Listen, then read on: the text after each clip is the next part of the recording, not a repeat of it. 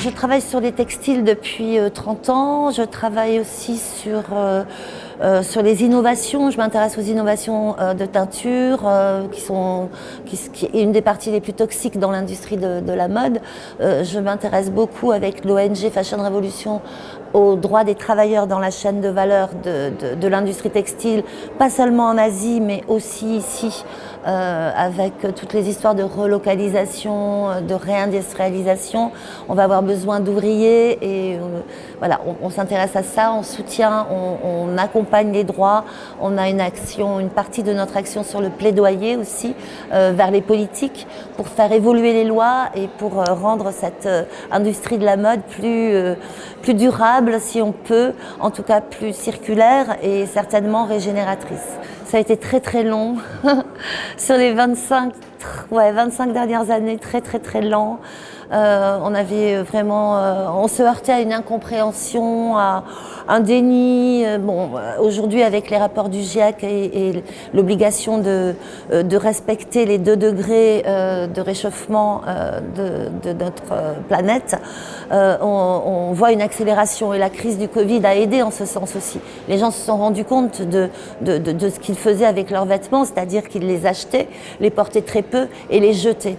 Et tout ça, c'est une gabegie mondiale contre laquelle il faut lutter, en informant en premier lieu et à travers les campagnes qu'on mène auprès des citoyens et des politiques. Le dernier rapport du GIEC nous donne 3 ans pour stopper les dégâts.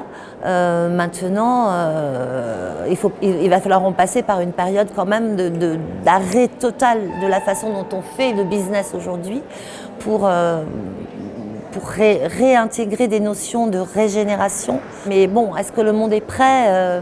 Je ne sais pas. Je suis de naturel optimiste, mais fondamentalement pessimiste.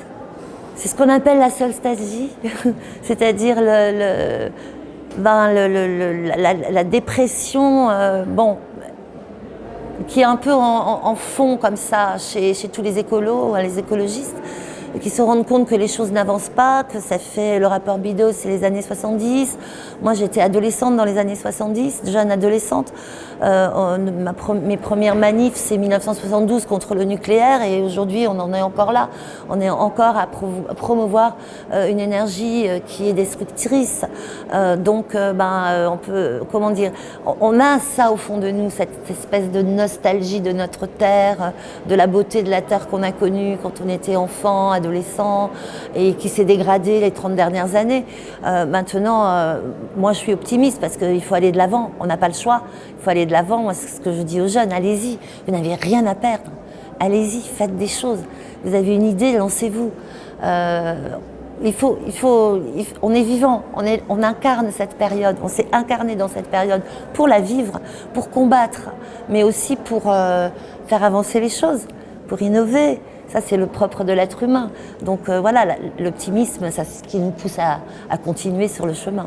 Moi, j'ai d'ailleurs un livre qui sort le 14 avril, qui sera peut-être sorti quand vous verrez cette vidéo, qui s'appelle Fashion aux éditions Tana. Et on a essayé dans un petit livre très pédagogique et très gai, très joliment illustré, très percutant, avec des textes courts, d'expliquer ce que c'est que la supply chain dans le monde de la mode.